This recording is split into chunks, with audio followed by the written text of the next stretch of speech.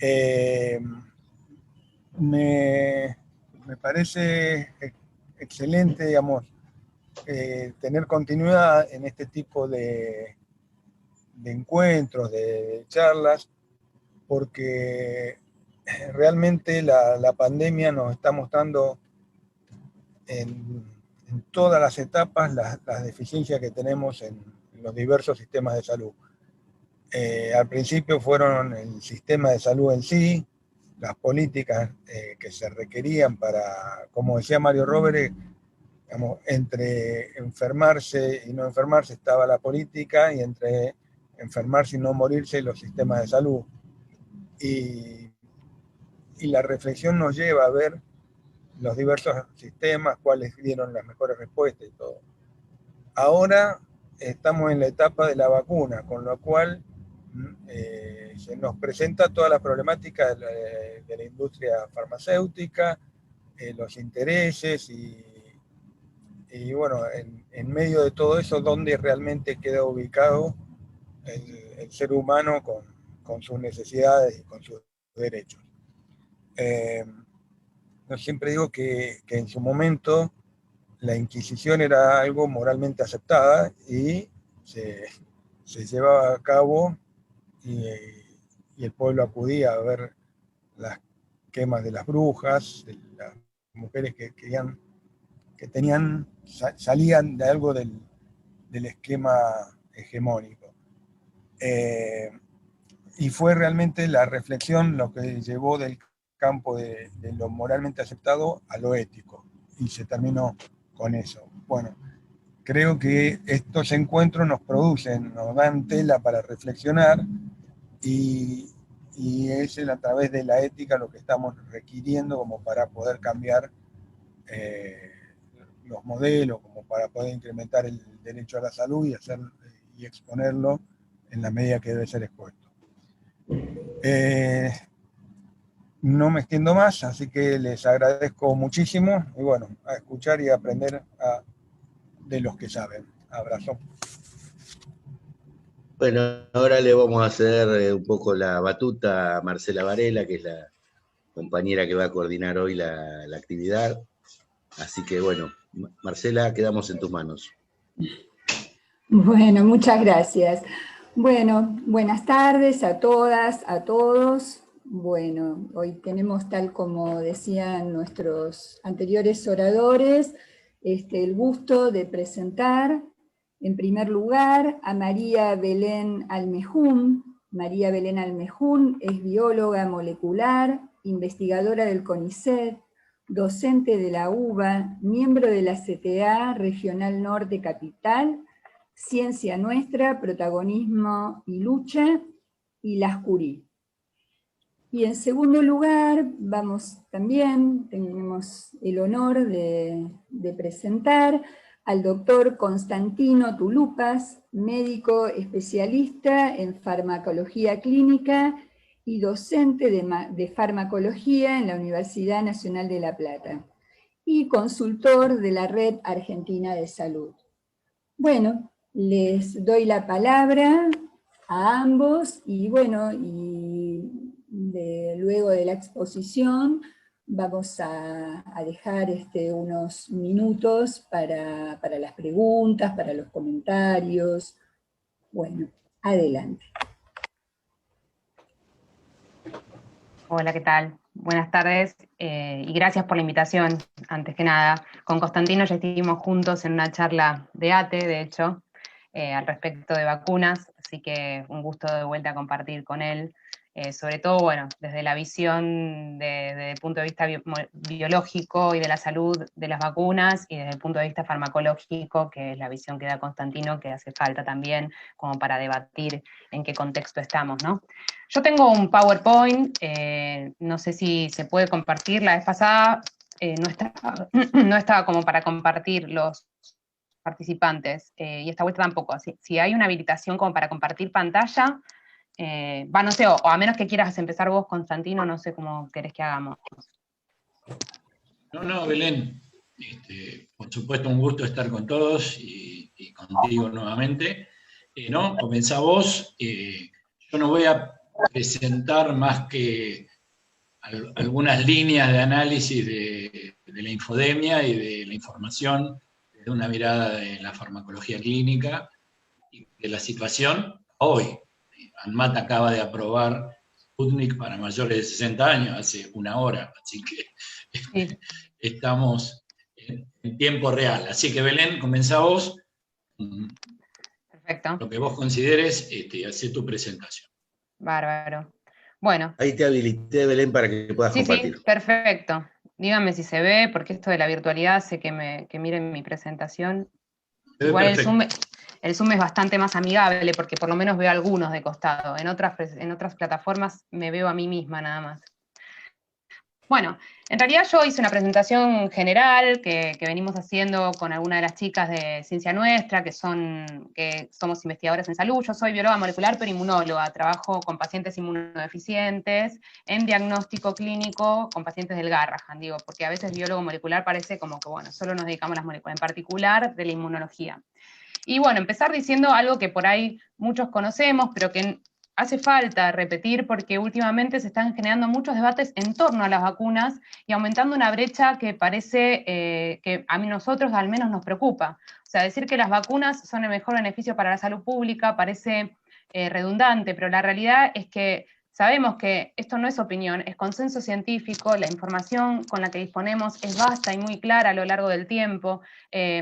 Desde 1876, la primera vacuna contra la viruela, que devastaba a la humanidad en casi un 30% de la mortalidad, la verdad es que trajo muchísimos beneficios. El solo hecho de pensar que hoy tenemos a disposición un gran número de vacunas, 25 vacunas disponibles, para 25 patologías distintas, y el solo hecho de pensar que hace 100 años la gente se moría de enfermedades infecciosas parece redundante marcarlo, pero es gracias a las vacunas, en la mayor parte, junto con el agua potable y los antibióticos, que hemos logrado que esto no sea hoy así, ¿no? De hecho, la OMS en un informe estima que las vacunas salvaron 25 millones de vidas en el periodo 2011-2020, es decir, 5 vidas por minuto. Lamentablemente hay lugares donde las vacunas no llegan y siguen muriendo por año 2 a 3 millones de personas por enfermedades que tienen vacunas disponibles, ¿no? Pero bueno, realmente que en este mundo lo que estamos viendo es que lo que venimos viendo hace tiempo, que los grupos antivacunas existen hace rato, existen personas que creen que Paul McCartney está muerto y lo ocultan, que el ser humano convivió con los dinosaurios, que la Tierra es plana, y también están los antivacunas, que a diferencia de los otros, la realidad es que generan un daño en la salud pública muy importante. La otra vez, cuando estuvimos con Constantino en una charla, estaba la doctora Hosborg, que es vacunóloga en particular, y ella hizo una correlación que a mí me pareció genial respecto de las vacunas y los antibióticos, en realidad. Los antibióticos son otra batalla, otro componente que nosotros tenemos para batallar contra las enfermedades infecciosas, pero la realidad es que los antibióticos generan resistencia, se administran de forma generalizada, y eso hace que la aparición de resistentes haya surgido al momento de aplicar los antibióticos años después. Ustedes lo conocen por las multiresistentes de los hospitales. La realidad es que se cree que dentro de 20 años no va a haber antibióticos disponibles, y lo único que nos queda para batallar contra las enfermedades infecciosas son las vacunas. Por eso es muy importante que estas brechas que se están generando con los grupos antivacunas se salden. Hay una proporción que no vamos a convencer que son los antivacunas pequeños, pero hay una gran parte de la gente que está ávida de información, sobre todo en esta pandemia, y a la que tenemos que debatirle con la información disponible sobre las vacunas, porque esas brechas, la realidad es que la desinformación termina siendo un enorme problema para la salud pública. Entendemos que la vacunación es un acto beneficioso, no solo para nosotros, sino también es un acto de responsabilidad colectiva, altruista, solidaria, es una obligación de nosotros para con la sociedad. No es solamente, bueno, yo me vacuno para cubrirme a mí, sino que hay grupos de personas que no pueden vacunarse. Lo estamos viendo con estas vacunas. No pueden darse embarazadas porque no hay datos, no pueden darse a personas que están lactando, o sea, que están dando de amamantar porque no hay datos, no pueden darse inmunodeficiente algunas porque aún no hay datos, no quiere decir que no sean seguras, pero por el tiempo que llevamos de investigación, al no haber datos, sigue generando, todavía no sabemos, entonces a esos grupos mejor no vacunarlos. En ese sentido, que las personas sanas nos vacunemos, o las que estamos habilitadas a vacunarnos, hace que protejamos al resto, y esto vale para todas las vacunas. Hay vacunas atenuadas, que no pueden darse personas inmunodeficientes, y hace que el hecho de que otro se vacune hace que lo proteja. Lamentablemente hace poco vivimos un brote pequeño de sarampión en en nuestro país, el año pasado, hace un año y medio, antes de la pandemia, que hubo que tener una nueva campaña para 6 meses en lugar de los 12 meses de la triple viral, porque había habido brote de sarampión que en muchos niños genera la muerte, ¿no? Y eso se da por estas brechas de vacunación. Hola, mami, ¿cómo va? ¿Cómo está el gordito? Bien. ¿Y cómo actúan las vacunas? Es algo que por ahí es bastante obvio para ustedes, por ahí algunos no lo tienen tan en claro. ¿Qué tiempo tiene? De la inmunidad. Voy a esperar a que... un año, está bien, sí. A que termine la conversación. Sí, alguien debe apagar el micrófono. Hay que apagar los micrófonos de todo, no se puede...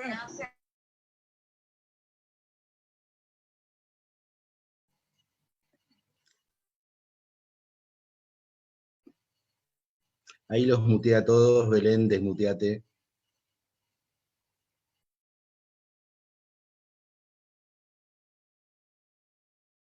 Ahí está, ahora sí, ¿no? ¿Me siguen? Bien, entonces, lo que decía es que cómo actúan las vacunas.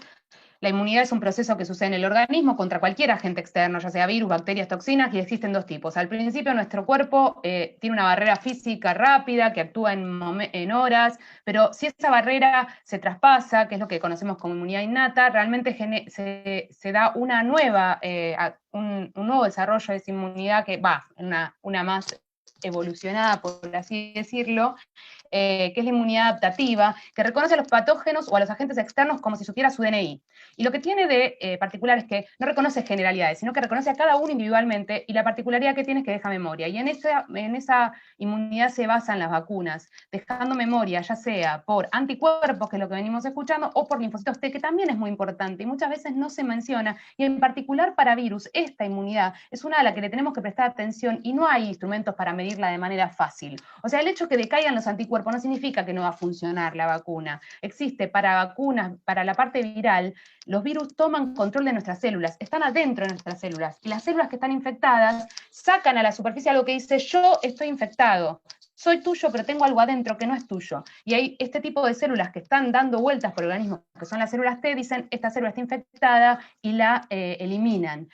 Por eso es muy importante este tipo de inmunidad como respuesta de las vacunas hacia los componentes virales, ¿no? Y se habla mucho de anticuerpos y poco de esto, y las vacunas que están en curso hoy en día han demostrado que generan también inmunidad por linfocitos T. De hecho, se cree que hay muchas personas que confrontan al coronavirus de manera más mejor, por así decirlo, de no generar unos grandes efectos, complicaciones en la clínica, porque tienen inmunidad por linfocitos T que podría estar cruzando a partir de algún otro coronavirus que haya visto en el pasado. O sea que estaría durando más que la inmunidad por anticuerpos. Pero eso todavía está en discusión.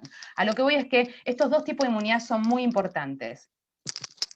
Y en particular, la inmunidad sabemos que puede adquirirse tanto de forma pasiva, por transferencia de anticuerpos. ¿Y a qué voy con esto? Hay mucho debate últimamente con la inmunidad pasiva, no por la natural del embarazo y la lactancia, sino por la artificial que estuvimos viendo como tratamiento para el coronavirus, que fue un tratamiento argentino, primero con el plasma de recuperados, que se dieron efectos buenos, pero en los primeros 3 días de la infección en pacientes leves, con lo cual, nada, hasta que se diagnostica, muchas veces tenemos un retraso en nuestro país, y aplicar plasma, si dio significativa antes de los 3 días, es un poco difícil, pero el suero hiperinmune ha demostrado que en moderados y severos, antes de llegar al estadio crítico, si yo le presto anticuerpos a esa persona para que pueda desarrollar su propia inmunidad, se retrasa el ingreso a terapia, se retrasa la necesidad de usar asistencia mecánica respiratoria, y se vio una tendencia no significativa aún en la baja en la mortalidad. Pero son importantes porque hoy no existe tratamiento para el COVID. Eso sería prestarle la inmunidad. En el caso de las vacunas, es complementario porque es preventivo, se complementan una con la otra. Por un lado, la respuesta vacunal de nuestro sistema inmune nos previene de la infección, porque al demostrar eficacia quiere decir que se genera esta inmunidad, mimetizo lo que sucede en la enfermedad natural, y cuando me encuentro con el patógeno, esa memoria en realidad no quiere decir que, bueno, el que encontró lo vio, sino que se ha multiplicado y genera como un ejército de clones que está a la espera del patógeno nuevamente, y entonces lo elimina antes de que pueda generar una enfermedad. Bien, bueno, y puede ser natural o artificial. Y al respecto quiero decir una cosa. No es lo mismo infectarnos naturalmente que aplicarnos una vacuna. No es igual. ¿Por qué? Nunca es mejor pasar por un periodo de enfermedad. Primero porque, por ejemplo, en este caso no sabemos el costo de tener esa enfermedad. No sabemos qué va a pasar a largo plazo. Este es un patógeno que en particular ataca a diversos órganos. Si bien tiene una patología respiratoria, el hecho de anosmia, de tener disgeusia, bueno, el hecho de tener esa patología significa que infecta nuestro sistema nervioso. Además, hay secuelas a nivel cardíaco, se está viendo secuelas a nivel hepático, no solo a nivel pulmonar. Entonces, todavía no sabemos qué es lo que va a pasar a futuro con las personas que están infectadas. Pero por otro lado, además, nunca es gratuito, ¿no? Por ejemplo, la varicela, que había momentos en los que decían junten a los chicos para que se infecten. La realidad es que la varicela en un segundo momento genera algo que se denomina herpes zóster, ¿no? Y en muchas personas la pasan muy mal con esa segunda de brote de varicela, que en realidad se manifiesta de otra manera porque queda alojado en nuestro sistema nervioso. Y además las vacunas en particular no se escapan del sistema inmune. A lo que voy, los patógenos tienen mecanismos para evadir al sistema inmune, para esconderse, y entonces la respuesta que uno puede dar naturalmente ante un patógeno a veces es menor que la que puede dar frente a una vacuna que no se esconde y por lo tanto expone todo lo del patógeno para que el sistema inmune genere esta respuesta y genere esta memoria. A veces la inmunidad por vacunas es superior a la inmunidad natural. Bueno, y la realidad es que cómo se desarrollan las vacunas fue algo que generó mucha controversia. ¿Cómo puede ser que una vacuna tarde en mínimo 5 años como la de la papera? Y en este caso estamos teniendo vacunas en menos de un año. Nosotros siempre decimos, bueno, hay fases por las que pasan las vacunas. Estas fases, yo voy a adelantar un poquito, porque ustedes las conocen, pero estas fases no se saltearon. La fase preclínica, de prueba, hasta que yo, tengo un desarrollo preclínico que significa, voy a estudiar en el laboratorio al patógeno, a la toxina, hasta que conozco cuál es su método de entrada, cómo se manifiesta, y por lo tanto digo, este puede ser un buen blanco vacunal, lo estudio. Una vez que lo estudié, desarrollo el blanco vacunal. Veo qué animales pueden presentar una enfermedad similar al humano, lo inyecto en animales, a esos animales los expongo al patógeno. Es decir, primero, y además veo que sea seguro en animales y que los animales puedan generar inmunidad y que le ganen la batalla al patógeno. Una vez que pasa eso, es decir, que demostró ser segura y efectiva en animales, recién pasamos a fases clínicas. Esto no se eliminó, no se saltearon etapas. Convengamos que del coronavirus, si bien no conocíamos este coronavirus, conocíamos cosas, conocíamos de otras. El mundo sufrió 2 pandemias, del SARS y del MERS, hace poco tiempo, que eran coronavirus que atacaban humanos. Este es el 7º de la familia, no es el primero. Sabíamos que tenía forma de corona por una proteína, que en particular esa proteína es la que le ayuda a ingresar a las células. Sabíamos que se podía hacer un buen blanco vacunal. Conocíamos animales que tenían una enfermedad similar al humano como para poder tener modelos de laboratorio. Eso hizo que se acelerara. Esa etapa preclínica que suele tardar. Y la otra etapa que tarda es, primero tenemos en humanos fase 1, que quiere decir que voy a probar que sea segura, que no genere eventos adversos en los vacunados, en muy poquitos voluntarios. Luego pasamos a escalar una fase 2 donde probamos que sigue siendo segura, pero además nos vemos si genera inmunidad a estos anticuerpos, células T, ¿no? Y a partir de ahí, que son 100, 200 personas en general, pasamos a una fase 3 que también es la que tarda mucho en el tiempo, que necesito reclutar miles de vacunados. Lo que ha sucedido hoy es que mucha gente hizo fila voluntariamente, aplíquenme la vacuna, que quiero ser parte de los estudios de fase 3. No pasa normalmente que la gente vaya voluntariamente, pero además tenemos al patógeno dando vueltas. Esto tampoco pasa con todos los desarrollos vacunales. En esta fase 3 lo que tenemos que probar no solo es que siga siendo segura, sino que además, y que genere respuesta inmune, sino que además sea efectiva para ganarle la batalla al patógeno. Es decir, tenemos que esperar a que cierta cantidad de vacunados significativa se infecte y ver si en el grupo placebo respecto al vacunal tengo más infectados y por lo tanto calcular así la eficiencia, la eficacia de una vacuna, ¿no? Entonces, al haber alta circulación viral, esto permitió que esto se desarrolle en menos tiempo. Esta fase 3 puede durar años. Imagínense que yo quiero desarrollar una nueva vacuna contra el sarampión. ¿Hay mucho sarampión dando vuelta? Y no, llegar a un número considerable de personas infectadas me va a llevar muchísimo tiempo, ¿no? Entonces, por eso hay cosas que se fueron acotando en el tiempo. Esto no quiere decir que las vacunas actuales hayan terminado su fase 3. Su fase 3 termina, muchas hicieron análisis preliminares con un número considerable de infectados, pero terminan la mayor parte mediados del año que viene y siguen por 2 años más a los voluntarios como para poder ver si hay un efecto a largo plazo.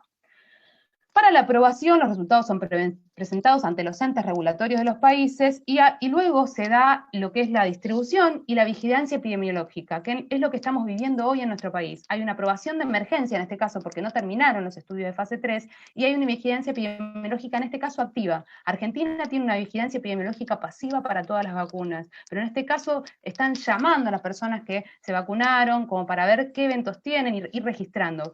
Y por lo que vemos, los efectos adversos son muy bajos en los vacunados y además son leves, ¿no? O sea, es decir, nosotros seguimos evaluando la seguridad de una vacuna aún una vez que está aprobada, siempre para todos los lotes y en todos los casos de vacunación. Bien. En este caso lo que quiero remarcar es que las vacunas son los medicamentos más seguros que existen, porque al aplicarse en personas sanas y no enfermas, tiene que por un lado aceptarlas la población general, y al contrario de un remedio debe presentar una relación riesgo-beneficio baja, ¿no? Porque si yo voy a aplicar un medicamento a una persona que está en terapia intensiva, muchas veces digo, bueno, hay que salvar al paciente. Tiene, la verdad que tiene unos eventos adversos, como estamos viendo, por ejemplo, con las pruebas que está haciendo fase clínica de ivermectina, que también está generando una controversia grande, pero a ver, se está probando con una dosis muy alta de un antiparasitario, pero para ver si, una vez que el paciente tiene una alta carga viral, podemos disminuir esa carga, ¿no? Porque se vio in vitro que disminuye. Bueno, el riesgo de tomar ivermectina es altísimo, los efectos adversos de la ivermectina son enormes, más a las dosis que se están utilizando. Pero uno tiende a querer salvar al paciente de una situación crítica. En el caso de las vacunas, es a una persona sana que se la tengo que aplicar, por lo tanto, el riesgo-beneficio siempre tiene que ser muy bajo. En Argentina, el último reporte epidemiológico dio que hubo 8.841 efectos adversos vinculados a la vacunación dentro de los 195.490 vacunados, el último reporte. Y el 99,6% de esos eventos es leve. Digo porque hay un montón de diarios saliendo en tapas diciendo siguen subiendo los efectos adversos y ponen un número cantidad en número, pero no ponen cantidad de vacunados, no ponen ese porcentaje, no ponen cuáles son los efectos. Es obvio que yo vacuno a mis hijos, o sea, el dolor, y cada vez que los vacuno digo, uy, y sé que, y sufro cuando están sufriendo después la vacunación, pero sé que el beneficio que le estoy generando es mucho mayor, el dolor local, la inflamación, la fiebre, la artralgia, a veces la mano, porque te dicen, les duele, que no te pueden decir además porque son niños muy chiquitos, pero la realidad es que existen estos efectos, pero siempre son momentáneos, por 24, 48 horas, y en su mayoría son leves. Hay poco caso de registros de eventos graves, ¿no? Y en general, cuando uno está haciendo un estudio clínico, digo por el informe que trascendió del ANMAT, cuando uno está haciendo un estudio clínico, a cualquier cosa que le pase a un vacunado se registra. ¿Por qué lo digo esto? Si vemos Moderna y Pfizer, aparecen en Moderna 8 muertos y en Pfizer 6 muertos. Si yo veo esto, digo, a la mierda. O sea, cualquier persona de a pie lee esto y dice, se murieron 6 personas en el ensayo de Pfizer, 2 con la vacuna. Sí, una tuvo un ataque cardíaco, porque es una persona normal, siguió con su vida, y le puede pasar que tenga un ataque, y la otra se suicidó, con algún problema psíquico, bueno, pero estamos hablando de que no quiere decir que tengan relación con la vacuna, sino que en un ensayo clínico se registra todo lo que le pasa a todos los vacunados, que son personas que siguen con su vida y que les puede pasar cualquier otra cosa. Si vemos los eventos adversos, la Sputnik parecería tener más eventos adversos leves y menos cantidad de serios. Obviamente el tamaño muestral en este caso es menor. Esto estoy hablando de un informe que fue entregado a la ANMAT del 2 de noviembre, por el cual nosotros aprobamos la vacunación y que se filtró porque la ANMAT no es público ese informe, porque son datos confidenciales, pero para aprobarla para menores de 60 años, estos eran los datos que tenía la ANMAT. No es que los datos no existían, como se dice, los datos existen, los tiene nuestro ente regulatorio, los ha analizado y ha definido que era segura. Igual que acaba de hacer para mayores de 60 años. ¿Por qué no lo hizo en ese momento? Porque al momento de presentar los datos, el Instituto Gamaleya al ANMAT tenían solo 2 infectados en el grupo mayor de 60. No había forma de hacer un cálculo de eficacia con un N tan bajo de personas infectadas. Entonces esperaron a que el N sea considerable como para poder decir si era efectiva para mayores de 60. De hecho, ellos ya la aprobaron para mayores de 60 hace un tiempo, ¿no? Bueno, pero el tema de la efectividad, que nosotros estamos viendo que suben, bajan, yo tengo 90, 86, otra tiene 60, la vacuna del calendario raramente tiene una efectividad superior al 80, o sea, la mitad de la vacuna del calendario están por debajo del 80% de efectividad. Ahora, la realidad es que para que una vacuna sea efectiva, en la vida real necesitamos que la gente se la aplique. Si no hay un alto porcentaje de personas vacunadas, no importa cuán efectiva sea esa vacuna, que proteja a 10 personas no nos sirve para reducir ni la mortalidad, ni para bajar la circulación del patógeno, ni ninguno de los beneficios que tiene la vacunación de cuidar al que no puede vacunarse. Para eso necesitamos que la gente esté... o sea, se vaya a vacunar voluntariamente, en este caso, y que entienda que es necesario y que es una decisión, es una obligación para con la sociedad de cada uno, ¿no? Esto es un dibujo que hicimos como para las redes, que pensar esto que vuelvo a decir, pensarlo como un acto altruista y solidario de proteger al conjunto, y acá es como un esquema que demuestra que si hay pocas personas vacunadas, igual el patógeno circula y la gente se enferma, mientras que si hay muchas personas vacunadas, protegen al que no está vacunado de las personas enfermas, como haciéndoles de escudo. Bueno, hoy en día parece que vamos siguiendo momento a momento, jamás se vio esto. Otra de las cosas por las que también se aceleraron los desarrollos vacunales fue la inversión increíble que hubo para desarrollos de vacunas. En general se desarrolla una vacuna, 2, 3 en paralelo. Obviamente hay un interés económico, político, hay intereses de todo tipo, está el mundo parado, y tenemos en esta situación excepcional más de 150 vacunas en desarrollo contra un solo patógeno, el COVID-19, el SARS-CoV-2, y 90 desarrollos en estudios preclínicos, 68 en estudios clínicos, de los cuales 20 al día de hoy. O sea, todo esto, cada charla como que tengo que volver a ver acá porque hay hoy 20 que se encuentran en la última fase clínica o fase 3. Estos son los países que están hoy vacunando, donde se están dando las autorizaciones de emergencia. Si nos fijamos, Pfizer tiene autorización de emergencia, Moderna también, la de Rusia en nuestro caso también tiene una aprobación de emergencia. Y esto, ¿por qué lo digo? Porque se dice, la de Pfizer y Moderna están aprobadas, la de Gamaleya tiene autorización de emergencia. No, todas tienen autorización de emergencia en este contexto de pandemia porque ninguna ha terminado su fase 3. Ninguna ha concluido, son reportes preliminares de eficacia que nos permiten, ante una situación excepcional de pandemia, entender que el riesgo-beneficio es menor de aplicar la vacuna a esperar medio año más. En ese sentido, el hecho de que la ANMAT haya contado con los datos previos a esa aprobación ha pasado también para Pfizer, en el caso de Reino Unido, que los ha aprobado antes de que esté la publicación, y para Moderna, en el caso de Estados Unidos, que casi un mes antes de que esté la publicación de Moderna de fase 3 también lo aprobó. O sea, es mentira que Argentina es el único país que no aprueba sin una publicación. O sea, como que vemos a los fanáticos de las publicaciones científicas, cuando en realidad la ANMAT es un ente regulador que ha recibido todos los datos, no es que no existe. Y la verdad que confiamos en el ente regulador que nos regula los medicamentos de todo tipo y nos regula también todo lo que comemos, ¿no? En ese sentido, creo que hay que tratar de ver las noticias que tienen que ver, en particular con el Instituto de Gamaleya, con que no está la publicación va a estar en breve, pero hay que verla como, bueno, hay gente que está analizando esto y nos está cuidando y nosotros descansamos en ellos, ¿no? No es que agarramos y cada vacuna que se aprueba en el calendario estamos analizándola como estamos analizando la del coronavirus. Y no es que no existen los efectos adversos para otras vacunas, para la de la gripe inactivada existen, y hay muchos, elevados, leves, pero elevados también, 75% de los vacunados de la gripe tienen algún efecto adverso, es más elevado que para las vacunas del coronavirus.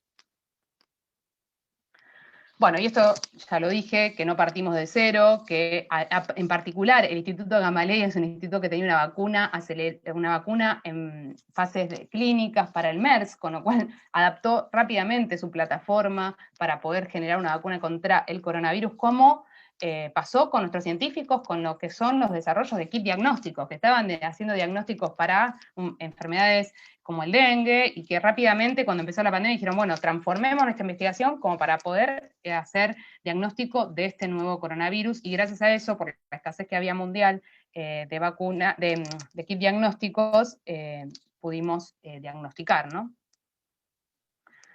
Bueno, las vacunas no se saltearon etapas, se han fusionado, no se saltean. Bueno, y que las biofarmacéuticas, mucho que se escucha, comenzaron a producir a riesgo. Bueno, no perdieron dinero, no es que comenzaron a producir a riesgo y pobres, no pueden perder, ninguna pierde dinero, las biofarmacéuticas no son carmelitas descalzas, ni son amantes de la caridad. Se nutrieron de investigaciones científicas de años. Estos grupos que yo estoy diciendo que trabajaron en las plataformas actuales, por ahí llevan 15, 20 años trabajando, los que trabajaban en coronavirus y entendían, los otros 6 que infectaban humanos también, y en ese sentido se nutrieron un montón de cosas avanzadas. Incluso hemos pasado de la vacuna de Oxford a la vacuna de AstraZeneca, ¿no? Comprado directamente, patentado parte de los desarrollos que se hicieron en estados. Entonces, no es que van a perder en el caso de que estén desarrollando a riesgo. Y lo que quería comentar, que la otra vez también lo dije, pero a modo breve, es las plataformas de desarrollo vacunal. La realidad es que son 4 distintas. Para todas las vacunas existen estas 4 plataformas, excepto, bueno, la de material genético, que es la primera vez que se aprueba. Las otras ya teníamos vacunas aprobadas, y son en particular las que se usan las que se están utilizando para el coronavirus. Tenemos de todo tipo de diversidad, excepto virus atenuados. Las de virus atenuados son las que son el patógeno que está como en el laboratorio, lo modifico como para que genere una enfermedad más leve. Esas son de las que se está tratando de dejar de utilizar, no hay para el coronavirus en fase 3, ¿por qué? Porque la realidad es que no se pueden dar inmunocomprometidos, no se pueden dar a inmunosuprimidos, el hecho de que te genere una enfermedad más leve con un patógeno que no conocemos, pueden revertir, ¿no? Son vacunas que se está tratando de dejar de usar en el calendario. En particular, las vacunas a partir de virus, que son las que más conocemos, las más seguras, son las de virus inactivado, es decir, que lo matamos al patógeno con calor o con radiación, y es eso lo que inyectamos como formulación vacunal, y en ese caso hay una India y las 3 en China que están en este desarrollo. Una de ellas vamos a comprar en la Argentina, de hecho la probamos, una de Sinopharm, que es a virus inactivado. Tenemos amplia experiencia en este tipo de vacunas, tienen elevada inmunogenicidad porque no tienen un solo blanco, sino que es todo el patógeno completo, entonces el sistema inmune batalla contra todo y genera anticuerpos contra todo eso. Y son seguras en personas inmunodeficientes, ¿no? Y esto es muy importante porque, lo conocemos que son seguras ya, y no es necesario hacer un estudio para probar que son seguras. Bueno, existe un riesgo en la producción, tiene que ser una producción muy cuidada, es un escalado de producción viral, o sea que tengo que producir mucho virus y después matarlo y asegurarme que está todo muerto, por eso a veces son vacunas en las que se desarrollan más lentamente, o sea, se producen los lotes más lento que en otras vacunas. Y después están las vacunas a subunidad, que también son seguras, de las que más conocemos. Tenemos las vacunas, en este caso, ¿qué quiere decir a subunidad? Que agarro pedacitos del coronavirus, en particular proteínas, o de cualquier patógeno, en general los combino con algo que activa más al sistema inmune, y es eso lo que inyecto, o sea, incapaz de generar enfermedad, capaz de generar inmunidad, ¿no? Tenemos amplia experiencia, son muy seguras, se pueden usar en personas inmunodeficientes, en personas que están amamantando. Puede ser elevado el costo dependiendo del lugar donde produzcamos estos pedacitos del coronavirus, y esto lo dije, y en particular estas vacunas son de las que llamamos modernas en el calendario de vacunación, y están las cubanas, Soberana 01, Soberana 02, la Mambisa y Abdala, que son 4 vacunas que tienen desarrollo Cuba, se basan en esta tecnología, igual que la vacuna argentina de la USAM. La vacuna del USAM utiliza varias partes, en cambio Soberana 01 y Soberana 02 utilizan la proteína espiga, esta que va teniendo cambios y vamos viendo, bueno, a ver, este cambio, ¿nos joderá la vacuna? Bueno, vale decir que puede haber cambios que molesten a la respuesta inmune que se genera por vacunas ante una proteína como una única proteína, pero sí, también es que es muy fácil de cambiar una plataforma, no hace falta hacer un nuevo ensayo clínico completo para generar una nueva vacuna del coronavirus, como pasa con la vacuna, con la gripe, ¿no? La realidad es que el coronavirus es un virus RNA, cambia mucho, es normal que cambia mucho menos de lo esperado respecto a la gripe, que eso también es un virus ARN, y esto basta con cambiar el pedacito que estamos utilizando de ese virus con los cambios que se están dando como para generar un nuevo lote vacunal. Lo que pasa es que ahora estamos en una situación en la que necesita vacunarse todo el mundo, entonces estamos en una situación de cambiar y producir al mismo tiempo, sería un problema, ¿no? En el caso de la soberana cubana, tienen un problema, es el desarrollo de su fase 3, que sería en marzo, que nosotros lo venimos diciendo. Cuba no tiene casi casos en la isla porque ha controlado la pandemia exitosamente, tiene menos de 12.000 casos y menos de 200 muertos. Y la realidad es que para generar un ensayo de fase 3 en poco tiempo, como les contaba, necesitan un lugar de alta circulación viral. Por eso algunos de nosotros habíamos salido con un petitorio como para ver si era posible realizar en la Argentina ensayo de fase 3 de la vacuna cubana. Por otro lado está la vacuna de Lausanne, que también está teniendo como las trabas burocráticas de poder generar ensayos clínicos. Está pasando su fase preclínica, la ha pasado con éxito. El grupo de Juliana Casataro ha desarrollado tanto vacuna oral como inyectable. La inyectable es la que va más rápido, como pasa en Cuba. La oral es Mambisa y Abdala, también van más lento porque el desarrollo de inmunidad es más lento. Pero el tema de acá de la Argentina es que hay un desfinanciamiento del sistema de producción de vacunas del 76 para acá, y la realidad es que no invertimos nunca en tecnología para desarrollar este tipo de vacunas nuevas, ¿no? Y por eso Juliana está en la lucha como para que se dé un convenio con una empresa de acá nacional para que articule la producción, que tiene que ser con todos los estándares de calidad, junto con los hospitales nacionales, como para que vimos que tenemos la capacidad de hacer ensayos de fase 3. Ojalá esto pueda darse, para nosotros sería una cuestión soberana, que se pueda generar, porque imagínense en la escasez que estamos viviendo, que pueda darse un desarrollo acá, y daría el puntapié a que podamos crecer en desarrollo de vacunas, que tenemos grupos científicos muy buenos, pero tenemos todo desarticulado. Y bueno, hace falta inversión en el Alnis Malbrán, que es el único también que hoy está produciendo la única vacuna argentina contra la fiebre hemorrágica, ¿no?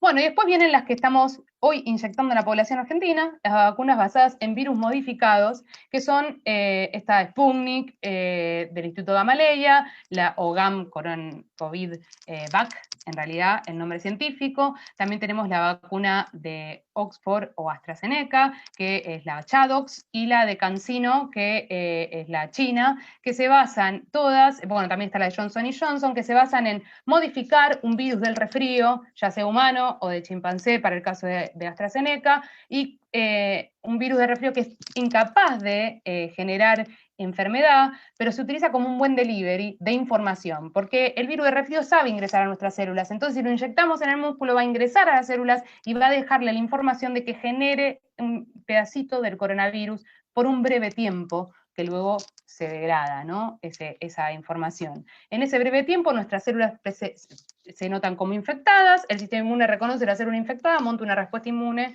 y entonces se genera anticuerpos y respuesta T, ¿no? No llega, no modifica nuestro material genético, no llega a las células de ninguna manera, a las células germinales, ni a los espermatozoides, ni a los óvulos, como para que trascienda un cambio en la descendencia como pasó, tampoco nos va a dejar estériles, estamos generando un pedacito del coronavirus, no estamos, lo que sí, no estamos, porque muchos decían, la proteína espiga tiene receptores en lo que es los órganos reproductivos, y es verdad, C2 se encuentra en los órganos reproductivos, no es el único receptor que necesita para entrar, necesita otros, pero lo que sí puede llegar a atacar a los órganos reproductivos, que todavía no lo hemos visto, es el virus, pero de ninguna manera un pedacito de proteína de ese virus, ¿no? Porque no están dispuestas para que se produzca esa proteína y salga de la célula, sino para que la célula que lo produce diga, acá hay algo raro. Bien. Existe riesgo de inmunidad contra vector. ¿Qué es esto? Si yo me enfermé con un virus del resfrío de los que está hecho la vacuna, aunque son los menos frecuentes, puede mi sistema inmune recordarlo y decir, che, este es el virus del resfrío que tuve hace un año, y entonces atacarlo y que la vacuna dé menos respuesta. No estamos viendo eso, pero en ese sentido no se sabe el riesgo en inmunosuprimidos porque no hay estudios, no deberían ser seguras por lo que es la biología del desarrollo de la plataforma, pero como no hay datos, todavía no podemos decirlo. Pero, a ver, en ese sentido la que mejor plataforma tiene es la rusa, digo la rusa porque ya le decimos todo la rusa, pero la Instituto Gamaleya, porque usa dos vectores. El primera inyección es con uno y la segunda con el otro. Entonces, si yo tengo una respuesta inmunológica contra un adenovirus, contra el otro es menos probable. Al combinar dos, termino teniendo mayor probabilidad de tener una buena respuesta que con uno solo. Sin embargo, hay que decir estas cuestiones que estuvieron en duda, a lo último de aplicamos una sola dosis. La vacuna que mejor dio con una sola dosis es la Sputnik 5, da 88,9% de los vacunados en fase 2 obtuvieron anticuerpos, de los cuales el 60,2% fueron neutralizantes, mientras que para Pfizer eso está muy por debajo del plasma de convalecientes. Mucha gente dijo, la de Pfizer sí serviría, no sé por qué, de dónde lo sacaron, con una sola dosis, en cambio porque son la misma, en cambio la de Sputnik no, porque son distintas. Me parecen todos que comprenden la biología molecular de cuando se repiten titulares, pero la realidad es que la de Pfizer es una de las que peor dio con una sola dosis. Y de hecho se está viendo que hay contagios y sintomáticos en algunos países con personas que se dieron con una sola dosis. Igual hay que analizar todavía porque una persona puede contagiarse ni bien se infecta, ni bien se vacuna. La vacunación tarda 14 días en generar una respuesta inmune prácticamente completa. Entonces, si me vacuno, cuidémonos por 14 días, un poco más, como para poder desarrollar ese sistema inmune completo contra el patógeno. Bueno, y por último, las que menos conocemos, las vacunas basadas en material genético, que son estas de Pfizer y de Moderna, las que más avanzadas están. También hay ADN ahora que están llegando a fase 3, pero es un mensaje, literalmente un mensaje, ARN mensajero, que se introduce a nuestras células. El ARN es una molécula horrible en el sentido de que manejarla, la vemos y se degrada, la manipulamos mal y desaparece. Por lo tanto, por eso tenemos el tema del frío, ¿no? Es un tema de que Pfizer necesita menos 80 grados, bueno, un quilombo para distribución en países como el nuestro, pero la realidad es que ese mensaje ingresa a nuestras células generan un pedacito del coronavirus, igual que pasa con los vectores virales, pero en este caso no se usa un vector viral como el adenovirus, sino es simplemente el mensaje el que se introduce a nuestras células a través de la inyección, porque está rodeado de una capa lipídica, como si fuera una membrana, y se fusiona con nuestras células. Ese mensaje dura un tiempo breve, luego se degrada. Se degrada porque es re lábil el ARN, no queda dando vueltas eternamente. Digo, para desterrar esa idea, genera buena inmunidad, genera células T, no surgieron de la nada, tenemos 15 años de estudio, hay una vacuna avanzada contra tuberculosis, otras vacunas han llegado a fase 2, perdieron contra otras que fueron aprobadas previamente en fase 3, pero vacunas ARN ha habido desarrollo. Lo que nunca hubo es una aprobación general para toda la población. Pero hasta ahora demostraron ser seguras, y en los estudios de los últimos 15 años también no han demostrado los voluntarios que participaron de esos estudios tener efectos adversos. Bueno, la refrigeración es un tema grave, y Pfizer no se quiere hacer cargo ni siquiera de si pasa algo durante el transporte propio, con lo cual estamos en un problema. Alemania también retrasó su vacunación porque no sabía qué había pasado con los lotes. Menos 80 grados no es sencillo, los ultrafreezer en los hospitales están saturados, tendríamos que articular muy bien con el sistema científico para poder desarrollar a lo largo y ancho del país una vacunación con esto, ¿no? Y bueno, nosotros participamos de algunos ensayos clínicos para Sinopharm, para el Instituto, no, perdón, en ensayo clínico participamos para Sinopharm, y estuvimos en negociaciones con Sinopharm, con AstraZeneca y el Instituto Gamaleya para recibir millones de dosis. En el caso de AstraZeneca, esas 22 millones no van a llegar en marzo, sino que van a llegar de a 1 millón entre marzo y junio, por lo que salió ayer en el diario. La realidad es que acaba de mandar Max Science la primer lote de 6 millones de vacunas, a los cuales a Argentina le tocarían 2, se tienen que envasar en México, tienen que derivarse a AstraZeneca y luego volver acá. También participamos de Johnson & Johnson, que es igual, la vacuna es la misma que el Sputnik, con la única diferencia es que utiliza una sola dosis con el primer vector que utiliza el Sputnik. Entonces el debate de dar una dosis a más gente o 2 dosis, también hay un tema que está bastante saldado con el tema de Janssen, ¿no? Que está haciendo un ensayo con una única dosis del vector inicial. Bueno, todas las vacunas Además compramos por COVAX, todas las vacunas se compran a riesgo de que finalicen los ensayos y que tengan la aprobación de ANMAT. Supuestamente tenemos garantizados 51 millones de vacunas acá a fin de año. Y esto quería resaltar que el hecho de que se produzca en la Argentina, en una empresa privada, no quiere decir que que esté disponible para el pueblo argentino, que es lo que recién marcaba. Si bien acá se produce la vacuna de AstraZeneca, se produce el producto activo, que es lo más complicado, en una empresa que tiene su base acá en la Argentina, pero es una biofarmacéutica que hizo convenio con AstraZeneca, ¿no? Y entonces va a mandar los millones de dosis a México a que se envasen, y en México sería AstraZeneca, y luego se distribuirán, y un porcentaje vendrá para el pueblo argentino, pero eso no quiere decir que tengamos total soberanía, ni mucho menos, ni muy cerca de eso estamos. Bueno, las primeras dosis las están recibiendo personal de salud. Bueno, y respecto de la eficacia, esto ya lo hablé. Y otra cosa que quería destacar respecto de las fake news es de dónde vienen las vacunas, ¿no? Muchos dicen, no, ¿cómo voy a aplicar la rusa? Yo quiero elegir, quiero la de Estados Unidos. En realidad las vacunas del calendario nunca nos preguntamos de dónde venían, las vacunas del calendario vienen de lugares diversos, incluso si la compramos a Estados Unidos no quiere decir que la producción se haga en el propio Estados Unidos, hay lugares de producción diversos a nivel mundial, pero por ejemplo, la pentavalente que le aplicamos a nuestros hijos, que es contra 5 patógenos diferentes, una vacuna muy importante del calendario de los niños, es de La Habana, Cuba, porque Cuba es un gran productor de vacunas, produce 8 de las 10 vacunas de su calendario, tiene desarrollos propios contra Haemophilus influenzae, en la pentavalente de la hepatitis B es un desarrollo propio cubano, le vende a Brasil, a Argentina, y con eso también tiene una entrada de dinero muy importante. Digo, para el que dice que producir vacunas no es rentable. Entonces, nunca nos cuestionamos de dónde venían, siempre recaímos en que la ANMAT iba a probarlo porque eran seguras, evaluando los ensayos. Hoy en día nos toca hacer ese ejercicio mental, ¿no? Bueno, y lo que no ayuda tampoco con la fake news es esto de los resultados de eficacia que suben y bajan en la bolsa, parece que las que están compitiendo por las acciones, y de hecho lo están haciendo las biofarmacéuticas, con lo cual eso es parte de la carrera de conseguir la vacuna, y es algo que genera dudas en las personas que ven eso, che, no sé si aplicármela, mirá, parece un chiste, 90, 92, ¿no? Bueno, y por último, ya cierro, ¿Qué no sabemos de las vacunas? Que esto es importante.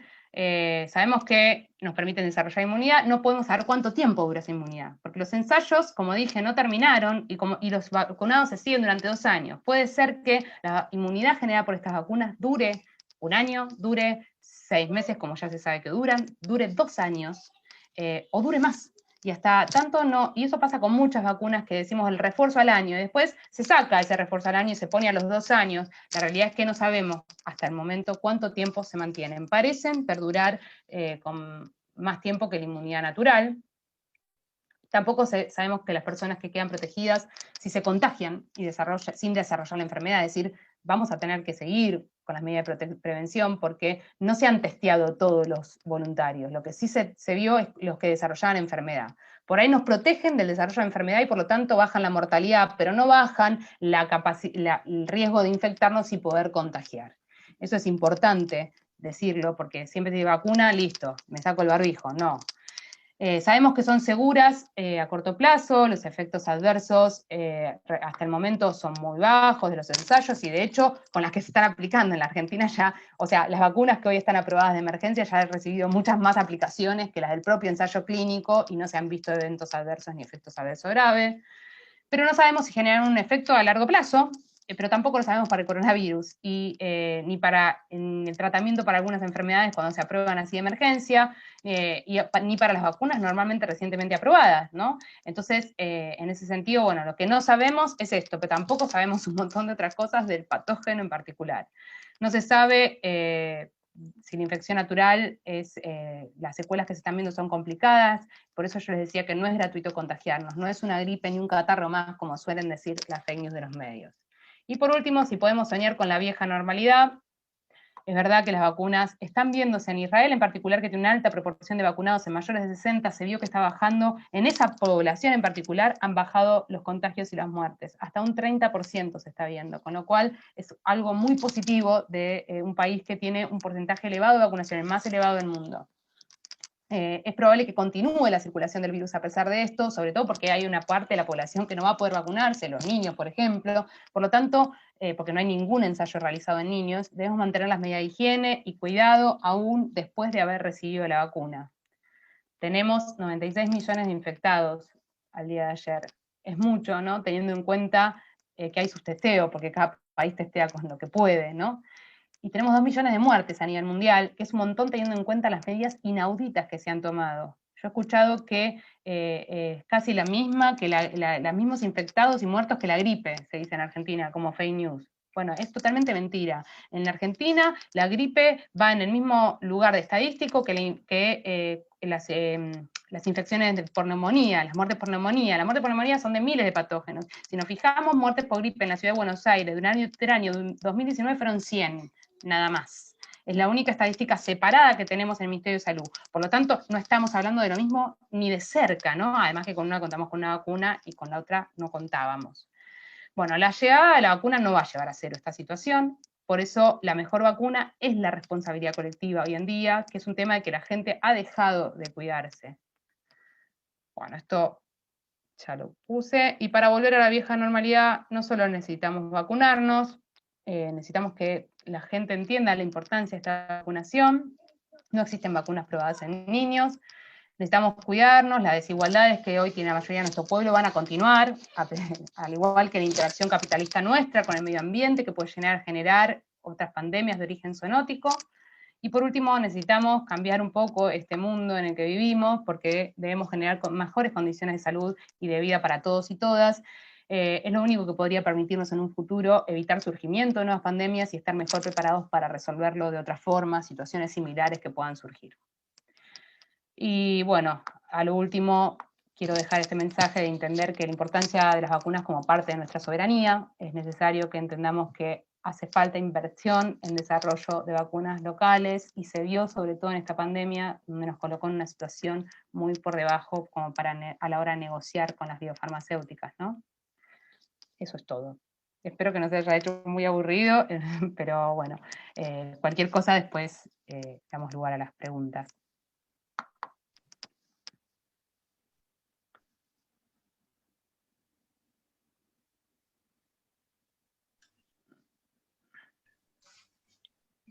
Ahí está, ahí dejé de compartir.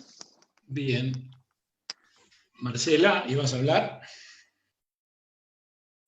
No, simplemente, bueno, muchísimas gracias, Belén, excelente tu presentación, y bueno, te iba a dar a vos la palabra, Constantino, adelante.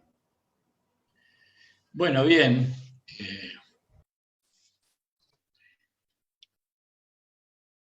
Si Belén fuera la comunicadora oficial, tendríamos bastante menos fake. Y voy a hablar de las vacunas primero y de la infodemia después, digamos, porque me parece que el orden es ese. Voy a empezar por lo que terminó Belén. En primer lugar, decirte, Belén, que la claridad y la convicción son esenciales para cualquier mensaje, y el respaldo documental y el origen de los datos también. Y creo que ahí es donde tenemos algún problema a la hora de cómo se muestran algunos datos. Voy a empezar con un mundo fragmentado, en pandemia, en pandemonium, porque la política y la corrupción convierten la pandemia en un pandemonium, seamos claros en esto. Un mundo injusto, inequitativo, donde el 30% de la población mundial no accede a un calendario de vacunas de 7 vacunas, no de 19 o de 25, y que por ende esta situación exhibió con toda claridad, y al mismo tiempo nos pone en el desafío de si el Estado, su organización convencional, pongamos el modelo político-ideológico que quieran, democracias occidentales, parlamentarias, las variantes de las viejas organizaciones del socialismo, como decía Pablo al comienzo, ponen en evidencia que la industria farmacéutica ha logrado de la mayoría de los estados las condiciones que impuso. Y voy a poner un solo ejemplo de esto. AstraZeneca, les recuerdo, para toda la campaña de América, Mitre, Canal 13 y los medios dominantes de Argentina, era la vacuna. ¿Recuerdan ustedes? Digamos, hoy no estamos. Hoy Belén habló de AstraZeneca, Oxford, nada, muy poco, porque todavía no ensamblamos el vector viral. Y porque es la vacuna con más rango de similitud en la eficacia clínica. Sin embargo, AstraZeneca, con los cientos de miles de millones de dólares y euros que recibió, siendo la vacuna más barata del mundo, esto también hay que decirlo, y ese era el compromiso de la producción, ¿qué hizo AstraZeneca? Compró Alexion. AstraZeneca hoy es dueño del laboratorio de inmunología más importante que Francia tenía. ¿Qué hizo Pfizer? Recibió 1.900 millones de dólares para desarrollar, junto con BioNTech, porque recordemos, el vector viral es alemán, es de BioNTech, y Pfizer es su brazo de producción y de gestión y gerenciamiento de ensayos clínicos. Bueno, mejoró su posición en la bolsa, mejoró sus inversiones, diversificó sus inversiones. No tenemos un solo contrato de orden público que nos permita ver que algún Estado haya impuesto a la industria condiciones de transferencia tecnológica, desarrollo conjunto y producción conjunta que esté en el conocimiento público. Y eso alcanza, diría yo, a todos los países de referencia. La segunda cuestión es que la pandemia está en un estado epidemiológico preocupante en Europa hoy, cosa que nuestros medios están reflejando muy poco en este momento. Alemania hoy tiene más muertos que Argentina en tercera ola.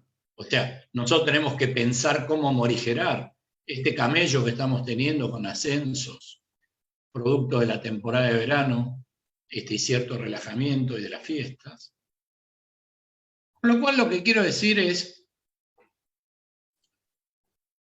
la vacuna es probablemente en una enfermedad de la que a un año desconocemos cuál es el target biológico, cuál es la condición clínica de un paciente que hace que el 95% o el 80% supere esto en aislamiento o distanciamiento, un 15% deba ser hospitalizado y que un 5% requiera ventilación mecánica. Hoy, a un año, no, porque ¿saben qué pasaría? Si supiésemos eso, la industria farmacéutica estaría más abocada a desarrollar monoclonales para tratar pacientes, a desarrollar vacunas, con todos los elementos de incertidumbre que todavía tenemos. La otra cuestión que Belén marcó muy claramente y que los medios han reflejado tendenciosamente es que ninguna vacuna está aprobada o autorizada. Y voy a tomar las tres de mayor, digamos, repercusión en Argentina. La vacuna de Pfizer y la vacuna de Moderna tienen autorización de emergencia, como se mostró, de FDA. La Sputnik tiene autorización de emergencia en Rusia, en Bielorrusia, en algún otro país como India en este momento y en Argentina. Y acá quiero hacer una primera observación para lograr que la certidumbre dentro de del escenario de desconocimiento que todavía tenemos. Belén dijo claramente, los ensayos clínicos duran 2 años. Lo que estamos viendo son los primeros puntos de corte de pacientes que han presentado COVID leve, ejemplo la de Pfizer, 170 pacientes presentaron COVID leve, 8 estaban en el grupo de los vacunados y 162 estaban en el grupo de placebo. Esa es la eficacia clínica inicial. Y acá como farmacólogo me veo en la obligación de decir, hablamos de eficacia clínica inicial, porque la efectividad clínica, como bien mostró Belén, la vamos a ver en el colectivo comunitario. La vamos a ver en función de una cantidad de vacunados, y vamos a tener allí las respuestas que necesitamos. ¿Los vacunados tendrán casos más leves? La expectativa y la hipótesis es que sí, veremos. El ingreso a oxigenación en hospitales, o la tasa de neumonía, o el requerimiento de respiradores, o el requerimiento de terapia intensiva, ¿será menor? Esas son respuestas que vamos a adquirir en los próximos 12 meses, 18 meses o 24 meses. Lo que sí está claro es que debemos vacunarnos, lo que sí está claro, debemos hacerlo con la mayor cantidad de vacunas disponibles, lo que sí está claro es que hay que respetar los desarrollos de cada vacuna. Y lo que también creo que está claro es que nosotros, como un colectivo que defiende la salud pública y la educación pública, tenemos que pedir que se exhiban los datos, aún los datos confidenciales. En esto quiero decir algo con respecto a la vacuna rusa o la vacuna Sputnik. Yo vi el tercer análisis interino, lo vi en un video con traducción al inglés, en la presentación en Rusia. La tercera fase, y así está aún en la información pública, les recomiendo un trabajo publicado por el New York Times que dice cómo trabajan las 9 vacunas que tienen mayor desarrollo. Ahí van a ver cómo la Sputnik tiene en fase 3 un tercer análisis con 78 casos de COVID entre el grupo placebo y algunos pocos casos entre el grupo vacunado. Aquellos 170 de Pfizer o 185 para Moderna y muy pocos entre los vacunados, o estos 78 de Sputnik, hablan del mismo modelo de investigación clínica. Lo que sucede es que, como bien dijo Belén, aún con la aprobación de emergencia, New England Journal publicó los datos de la fase 3 de Pfizer y de Moderna, y nosotros necesitamos dar a conocimiento público la fase 3 que ANMAT evaluó con el número de casos evaluados. Si ustedes ven hoy, hay un informe de autorización para mayores de 60 años que habla de 2.144 casos adicionales. Belén dijo claramente, había muy pocos en la población mayor de 60 como para hacer el análisis en el punto de corte anterior. Bien, esa información y los 4 documentos que la respaldan, que están citados en la resolución, al inglés o al castellano deben aparecer en la página de ANMAT, hasta que alguna revista se digne a publicar los datos de la vacuna Sputnik. Quiero ser claro con esto. Me parece que eso ayuda a la certidumbre y evita que las fake news tengan un escenario de la fertilidad. Yo acabo de escuchar a un periodista decir que Rusia va a tener un banco de datos en Argentina. Creo que nos estamos vacunando con Sputnik. Es lo mismo que decir hoy que Israel le permitió a Pfizer tener un banco de datos porque vacunó a 2 millones de israelíes. Y como bien dijo Belén, hay datos promisorios, pero también hay datos preocupantes. Entre los vacunados con la vacuna de Pfizer hoy en Israel, el ministerio, el secretario de Salud del Ministerio de Israel, acaba de decir que un número de contagios hablaría de una eficacia de primera dosis y en alguna medida menor de segunda dosis, algo inferior a la que Pfizer mostró en su ensayo. ¿Esto qué quiero decir? Nosotros vamos a tener un día a día, vamos a tener que seguir la información muy rigurosamente.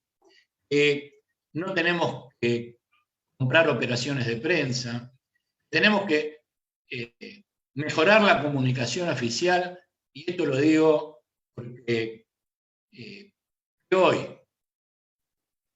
7 provincias hayan aprobado ivermectina, cuando ANMAT no aprobó ivermectina. Estemos con ibuprofeno inhalado en 9 provincias de este país.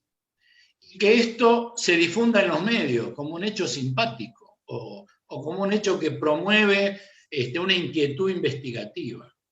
Es un ensayo clínico de ivermectina que junte la dexametasona y la enoxaparina, que son los dos tratamientos de utilidad indiscutida en esta patología, al mismo tiempo que el uso de ivermectina, que nos tomen el pelo, es más o menos lo mismo. Entonces, me parece que sí tenemos, con los compañeros de trabajo, con la comunidad en general, que ser pro vacuna. Tenemos que decir claramente que las vacunas adenovirales, y acá incluyo la Sputnik y la de AstraZeneca, tienen mucho recorrido, Belén lo sabe mejor que yo de eso, tienen mucho recorrido en términos de seguridad.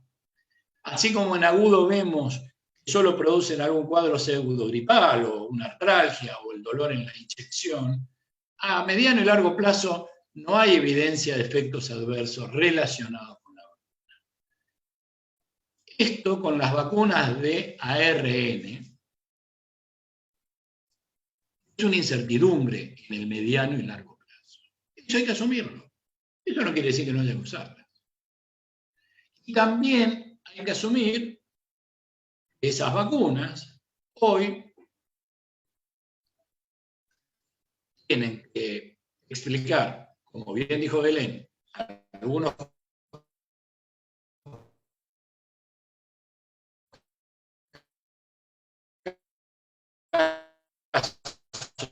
de muerte relacionada a adultos mayores, inmunocomprometidos o con severas comorbilidades, con las 29 muertes de Noruega, con la vacuna de Pfizer, también hoy tienen una limitación, no solo ya a niños, a embarazadas o a inmunocomprometidos, sino a pacientes mayores de 70 años con enfermedades graves. Entonces, fíjense cómo vamos conociendo y sabiendo algo con respecto a la seguridad, como bien dijo Belén, porque ya tenemos más vacunados sujetos de investigación clínica, porque tenemos cada vez poblaciones más expuestas. También de eso tenemos que aprender. Hay otro aspecto que a mí me parece importante señalar, es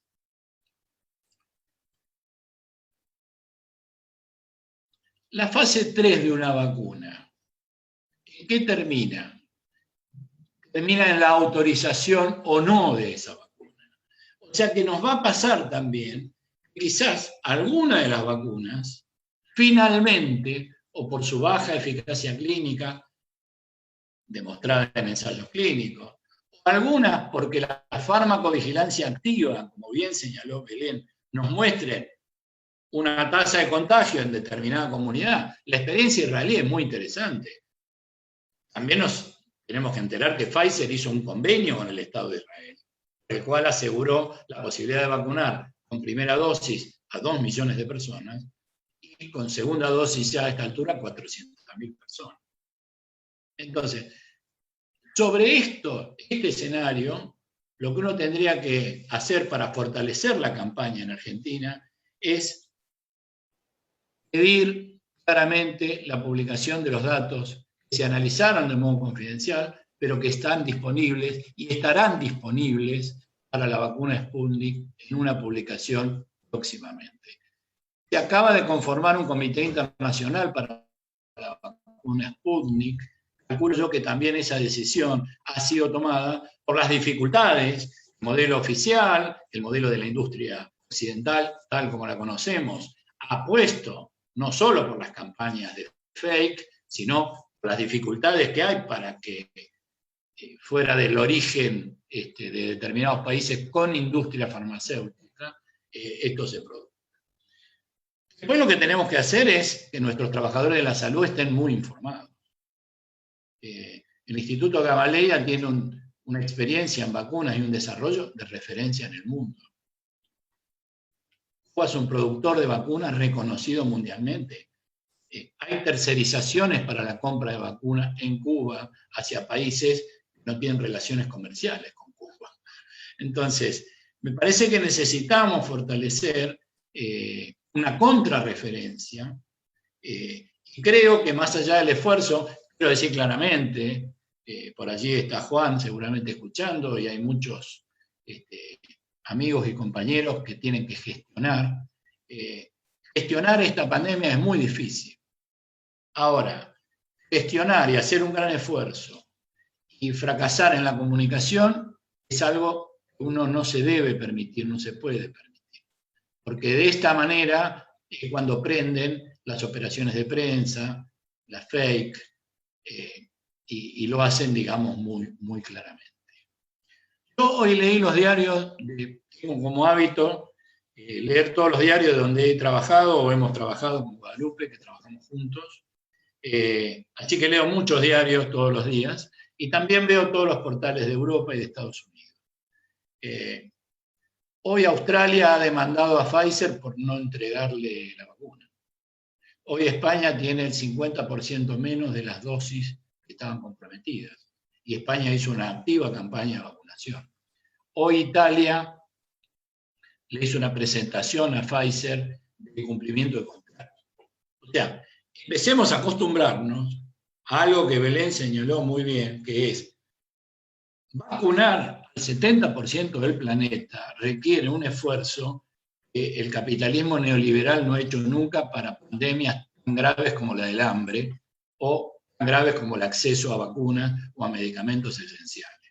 O sea que para que nosotros logremos esto, vamos a requerir de un trabajo político muy importante y de voces internacionales que lo exijan, porque de lo contrario esto no va a ser posible. Por otro lado, estamos asistiendo a mutaciones del virus que nos generan preocupación. Bueno, también tengamos, como decía Belén, esperanza y buena expectativa. Yo confío mucho en las mutaciones, que la ecología nos vaya llevando a formas menos patógenas de enfermedad. Y confío en las mutaciones donde la adaptación del humano y de las distintas especies por las que el coronavirus pueda pasar nos deparen formas más asintomáticas y formas mucho más leves. Porque sacar conclusiones de los planes de vacunación desde el punto de vista epidemiológico con validez nos va a llevar tiempo y nos va a llevar un esfuerzo en el conocimiento y la publicación de los datos. ANMAT ha hecho algo muy importante, que es la farmacovigilancia activa. Esos datos hay que darlos a conocer, no hay que ponerlos en el portal del ministerio, hay que ponerlos en los diarios. Y cuando no los quieran publicar hay que pagar la información. Porque lamentablemente estamos asistiendo, y ahora voy a la infodemia. La infodemia existe como neologismo hace 22 años. O sea, no es que ahora estamos en infodemia, ahora tenemos un tsunami de infodemia, porque estamos en pandemia. Hay una epidemiología de la infodemia. Está el generador de confusión, está el que falsea datos, está el que diversifica la información. Yo en 35 años de profesión no conozco ningún generador de fake del orden científico más importante que la industria farmacéutica. Porque si no, nosotros no tendríamos las dificultades que tenemos para entender los beneficios clínicos reales de un tratamiento, para entender que hay riesgos en un tratamiento, para explicarle a un paciente que recibió un monoclonal que sí, puede ser que su linfoma, que apareció ahora, pero que él controló su artritis durante 15 años, con beneficio clínico evidente, pueda estar relacionada también al uso de ese monoclonal. Nadie le avisó de eso, nadie hizo difusión de esta cuestión. Entonces, el positivismo científico está detrás de la estructura de la construcción de la información, pero todos los demás elementos son del orden del interés o del negocio de quienes lo promueven. Si nosotros no entendemos esto, no vamos a entender que necesitamos canales de comunicación fiables. Un grave problema que tenemos es que tenemos que construir colectivamente lugares donde ir a buscar la información tal como debe ser analizada. Y entonces ponerlos a disposición. Sorprende y preocupa ver, y me refiero a médicos, no por hacer una discriminación entre trabajadores de la salud, pero una pequeña estadística hecha, los médicos compran más fake news que el resto de los trabajadores del equipo de salud. Y lo digo porque creo que también están muy acostumbrados a leerlas y asumirlas como verdades en forma crítica cuando hablamos de otras cosas. Después, para ir abriendo a un debate, porque en realidad quiero rescatar el carácter proactivo y propositivo de la presentación de Belén. Debemos vacunarnos, debemos promover la vacunación, debemos hacerlo con las vacunas disponibles, pero debemos asumir que eso no va a cambiar la condición de aislamiento o distanciamiento que la epidemiología imponga. Porque si no difundimos eso, no tendremos nunca elementos de juicio para permitir asignarle a la vacuna como intervención un resultado concreto específicamente atribuido. Nosotros,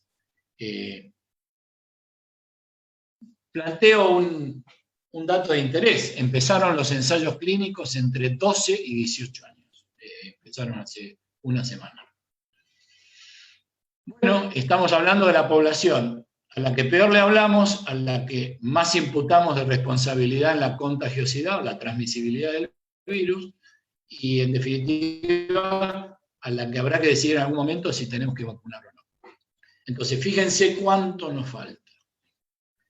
Y ahora pongamos en un escenario de práctica. Yo no veo una adecuada difusión, no digo que los datos no estén disponibles, no digo que si uno va a ir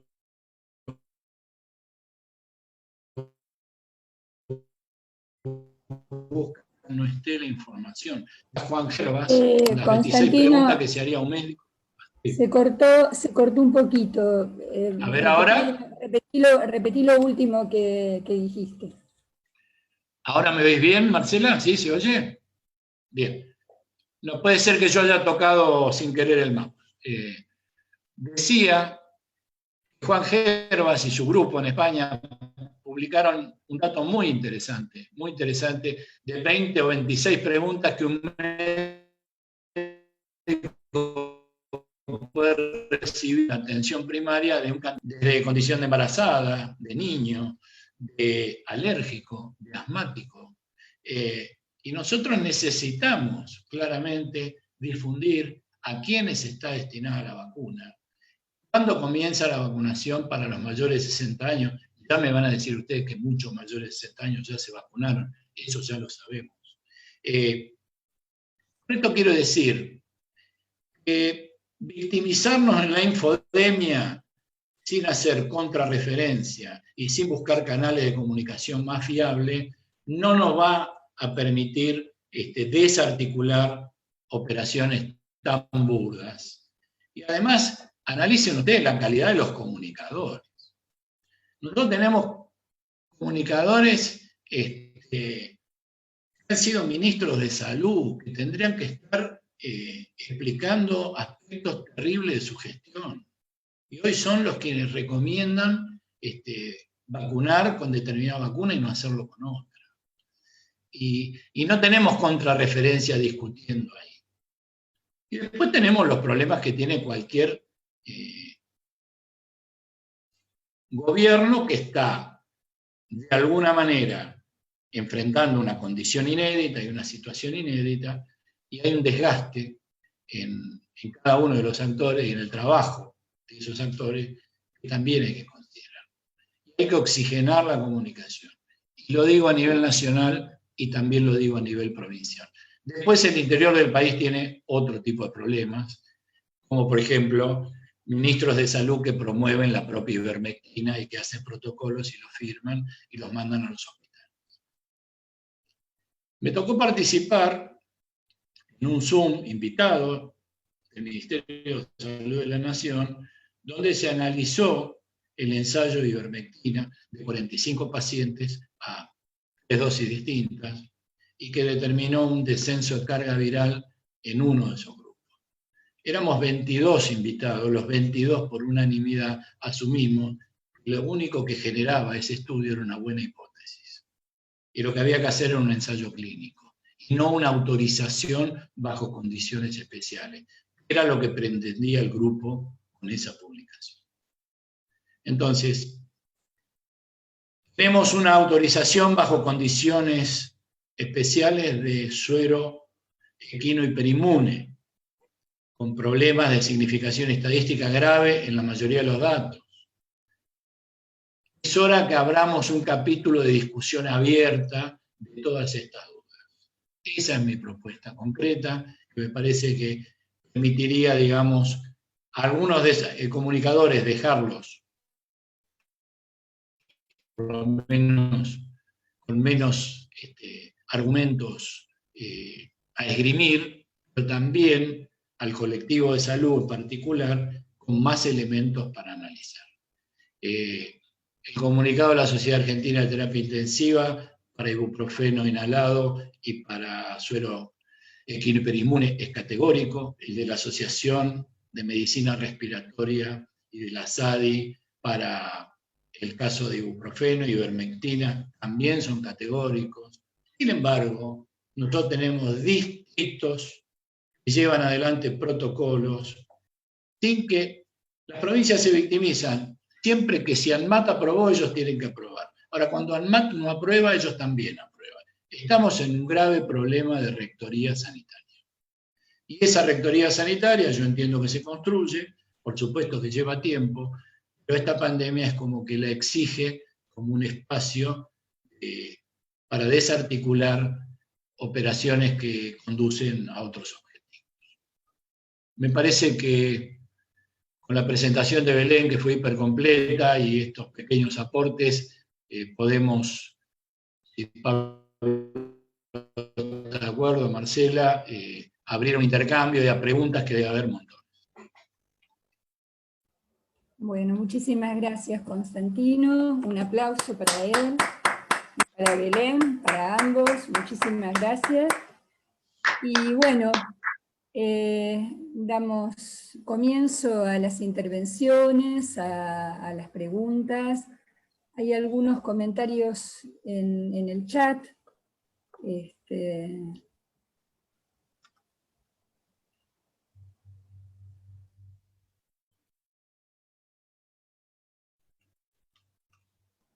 Sería bueno que por ahí le levanten las manos o se anoten en el chat para intervenir.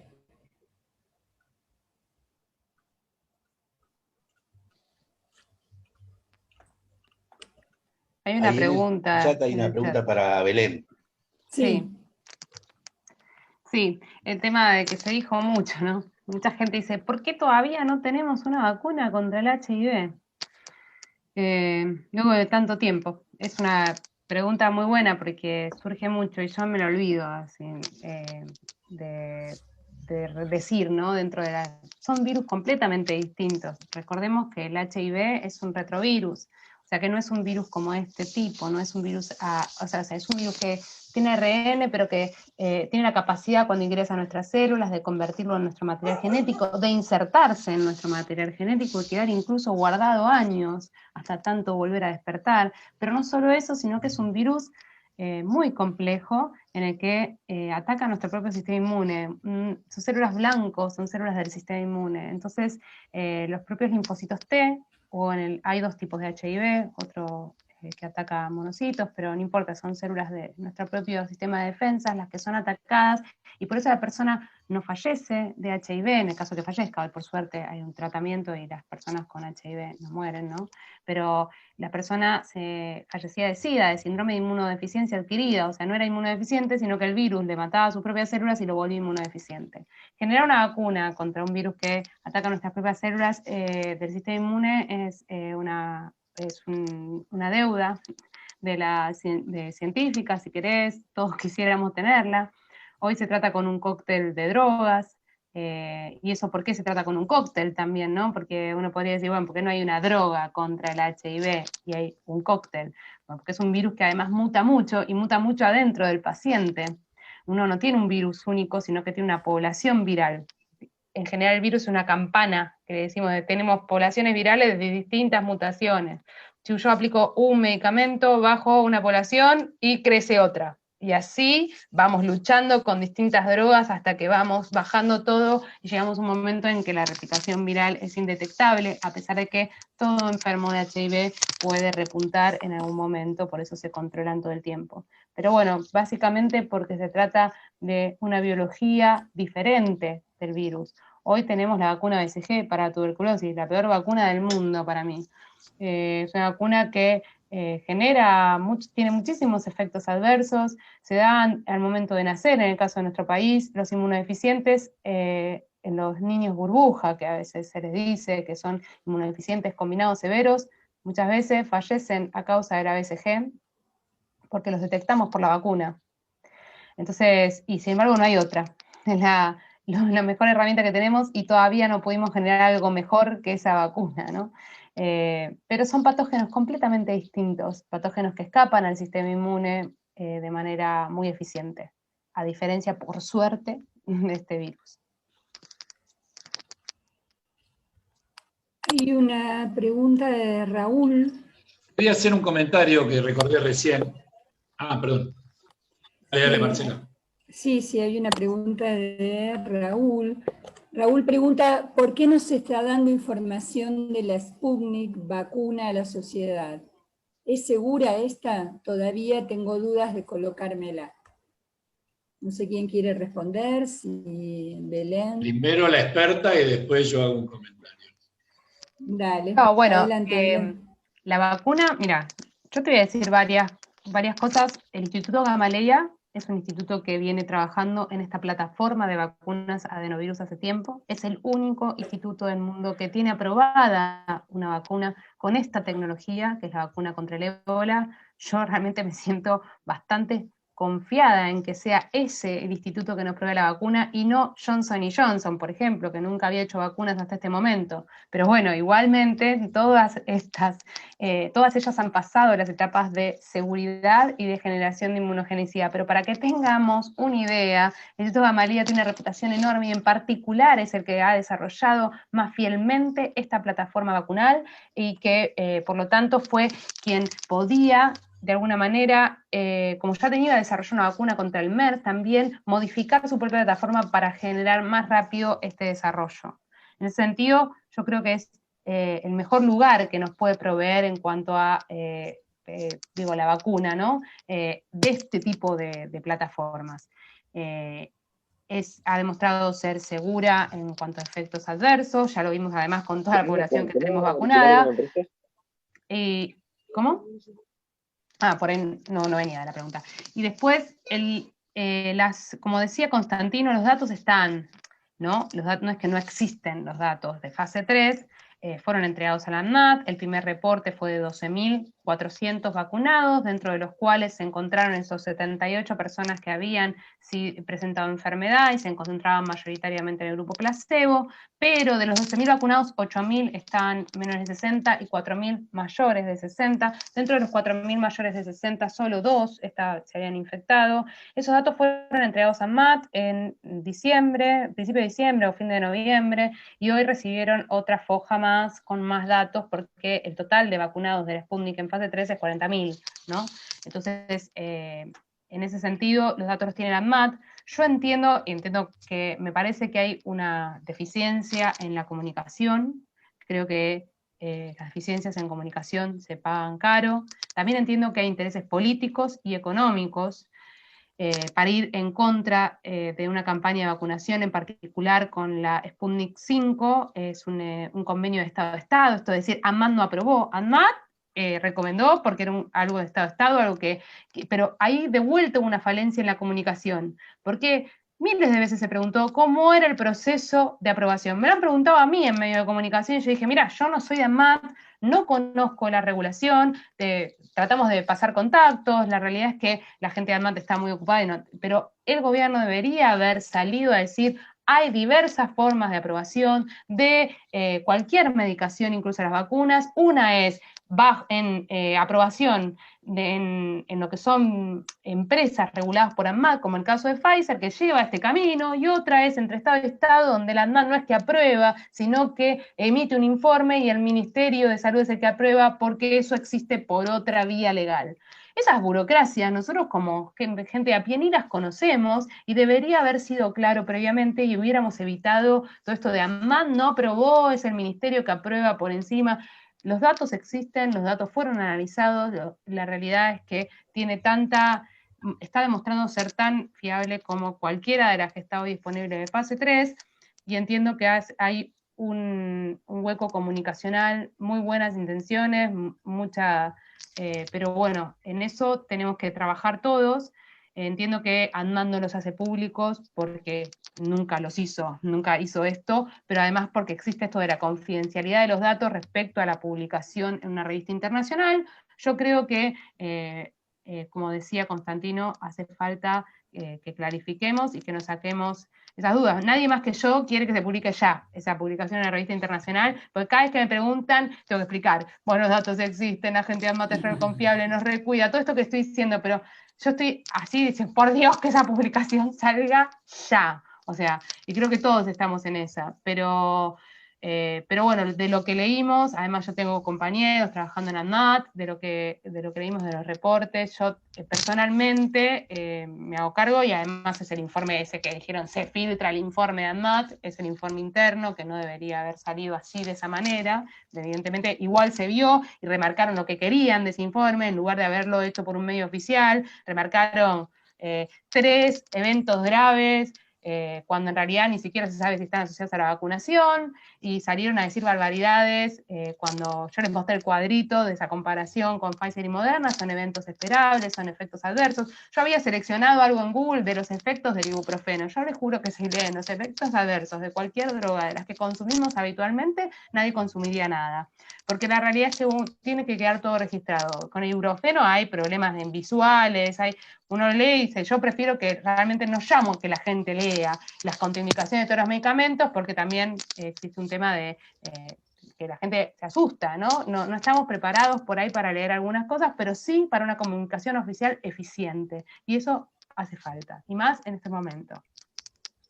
Yo me la aplicaría, a ver, si es la duda, me la aplicaría, quiero que mis padres se la apliquen, estoy muy feliz el día de hoy de que ya sea aprobado para mayores de 60, mi mamá es diabética, las fase 3 se han probado en personas con comorbilidades, que son comorbilidades para el virus y no comorbilidades para la vacuna, que esto también tiene que quedar claro, porque parece que las personas con comorbilidades nos preguntan por las redes, tengo hipotiroidismo, ¿puedo? Sí, ¿cómo no vas a poder? No hay ninguna contraindicación contra las vacunas con eso. Lo que está en duda es para las vacunas de plataformas nuevas, llámese Sputnik, AstraZeneca, la de CanSino o las de mRNA, como no hay datos suficientes, no se sabe si pueden aplicarse en inmunosuprimidos. Sí pueden aplicarse las que son a virus inactivado o a subunidad. Esas todavía no han llegado al país, una tanda es la de Sinopharm, entonces de esas sí tenemos datos. Pero no es porque pensemos que va a generar algo malo en un inmunosuprimido, de vuelta, no son vacunas, y tampoco, lo mismo pasa con las mujeres que están dando de amamantar. No es que no va a generar algo malo, sino que hay algunas vacunas que atraviesan la lactancia materna, muy pocas, la fiebre amarilla, la de la viruela también, pero son vacunas ultra reactivas porque son vacunas atenuadas, de las cuales no hay ninguna para el coronavirus. Entonces, en ese sentido, suponemos que son seguras, pero no se puede aprobar hasta tanto no haya datos. Y todavía estamos en una etapa en la que falta recopilación de datos para estas plataformas nuevas. Muchas gracias, Constantino.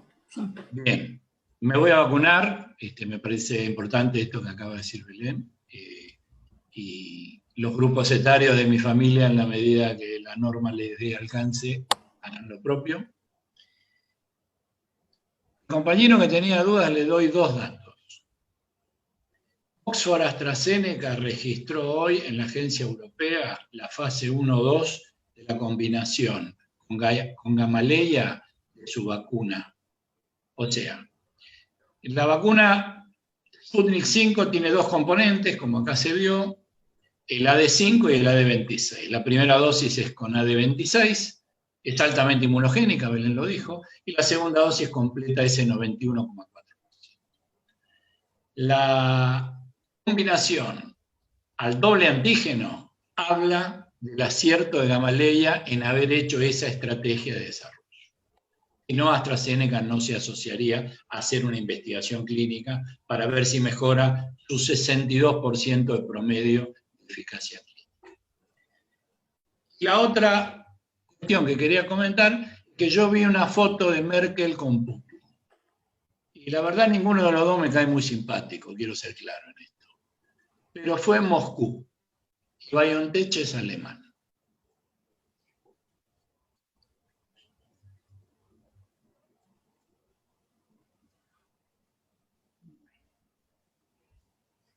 Hay una preguntan cuándo estiman que va a salir una vacuna para aquellos que tienen reacciones alérgicas importantes a la penicilina.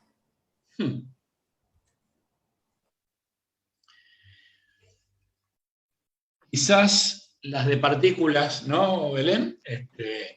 Tengan alguna utilidad. Sí, puede ser, las de partículas, las de a su unidad, ¿no? Sí.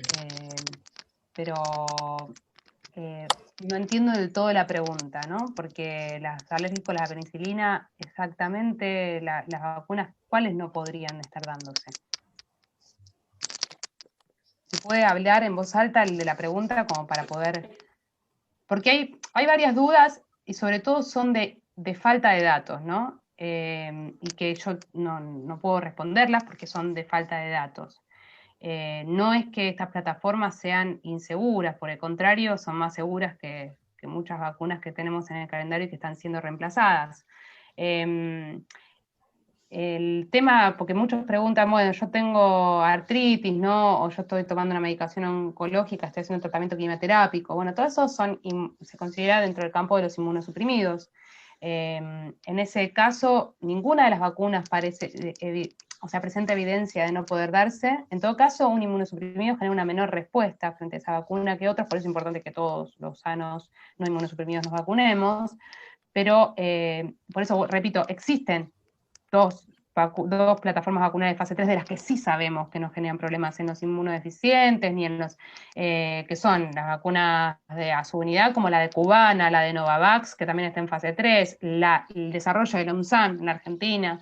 Hay un desarrollo, Epivac Corona, que es ruso, que es el otro desarrollo que está en fase 3 y está dando muy buenos resultados, también es a su unidad. Los 3 desarrollos chinos de vacuna inactivada, y un desarrollo de la India. Pero le falta un poco de fase clínica, eso le falta. Claro, le falta fase clínica. Hay que incorporar datos, hay que ver si trasplaza la leche materna, en particular hay que ver en modelos animales, primero se empieza, ¿no? Que hay cosas que no hicimos en modelos animales, medir si hay presencia en leche en mamíferos de las vacunas, por ejemplo, para lactantes, ver si hay un problema con modelos animales inmunodeficientes, como para ver que la vacuna sea segura, al principio en ellos, ¿no? Porque siempre hay que empezar con modelos animales, y eso no se hizo, no hay esos datos, no existen. Entonces, como no se hizo, lo mejor es prevenir, ¿no? Lo mismo que esto de los mayores de 85 en Noruega, como comentó Constantino, fueron personas mayores de 85 que fallecieron tras la vacunación. Noruega tiene un porcentaje altísimo de gente que muere por día, mayor de 85, una población envejecida en geriátricos. Empezaron por ahí. La realidad es que una persona desmejorada, con un estado febril o una infección, en realidad nunca está recomendada la vacunación. Entonces, para mí hay un pifie del Estado noruego de comenzar con una persona que tenía 85 años, que tenía un mal estado general o una infección, y darle una vacuna. Bueno, hay un poco de coherencia de parte de salud de que, bueno, hay cosas que no hay que hacer, digamos. Yo digo, si uno está con fiebre y un mal estado de salud general, no vaya a aplicarse la vacuna, espere volver a tener un estado de salud competente, ¿no? Y bueno, en ese sentido me parece que eso también hay que ser claro. Y lo dice, igual dentro de las recomendaciones, la vacuna en el Ministerio de Salud nuestro, dice que no se vacuna gente con mal estado de salud ni con un estado febril. Está dentro de los puntos de vacunación del Sputnik. Y en cuanto a las alergias, lo que uno está hablando es de alérgicos graves, porque digo, por eso digo, no me suena raro, perdón, la retórica, lo de la alergia. Las personas que desarrollaron alergia frente a la vacuna de Pfizer, porque no se vio en las otras, que desarrollaron una alergia, los casos que hubo al principio fueron de personas que llevaban un shot de adrenalina en el bolsillo, es decir, personas que tienen un sistema inmune ya sensibilizado y elevado frente a la alergia a muchas cosas, ¿no? Muchas veces son personas que ya tuvieron alergias contra otras vacunas, por eso se dice, si vos tuviste alguna alergia contra cualquier vacuna, no te vacunes, ¿no? Después en la de Pfizer hay un tema que hay que ver bien los componentes, porque en un momento se estaba viendo lo de el látex, ¿no? Si había residuos de látex entonces eso se evalúa en cada lote, lo evalúa la ANMAT y dice, para personas alérgicas al látex, tal, no se puede dar. Son todas recomendaciones que están y que lo va a tener el personal de salud. Pero en principio no hay, es alérgico grave, no se está limitando una alergia cualquiera. Si yo tengo una alergia respiratoria normal del clima o una alergia muy puntual a algo, no tienen penicilina las vacunas. Digo, si vos sos alérgico a la penicilina, no debería ninguna vacuna ser un problema, porque no contienen eso como preservante, digamos, ¿no? Tienen otras cosas que funcionan como antifúngicos y antibióticos para que no se desarrollen microorganismos. Bárbaro. Aníbal Creo tiene que no una son derivados pregunta. beta-lactámicos, pero no lo tengo en claro. No están desrecomendadas para alérgicos a la penicilina. Aníbal tiene una pregunta. Hola, no sé si se me escucha, ¿me escuchan bien? ¿Se oye? Sí, sí. Bueno, ante nada, primero, compas, a los dos agradecerles la exposición por el nivel académico con el que hicieron este rico debate y cómo nos enriquecieron a los que estuvimos escuchando, porque, digamos, se alejaron de esa dicotomía absurda de vacuna-antivacuna y dijeron vacuna sí y problematizaron el hecho. Así que los felicito por eso. Sin lugar a dudas, vacuna sí, la vacuna que tengamos disponible, la que tengamos cerca, y ahí está mi pregunta hacia los dos expositores, no deberíamos estar buscando, o como Estado, plataformas tecnológicas como la cubana o como la china para hacer una vacunación masiva, porque yo entiendo, y creo que lo entendí también en esta exposición, los efectos en el largo plazo de la vacunación de los nuevos virus no están claros. Entonces esa es mi pregunta. ¿Deberíamos fomentar más que se realicen las pruebas de la Soberana 2? Eso puntualmente, y muchas gracias por la exposición.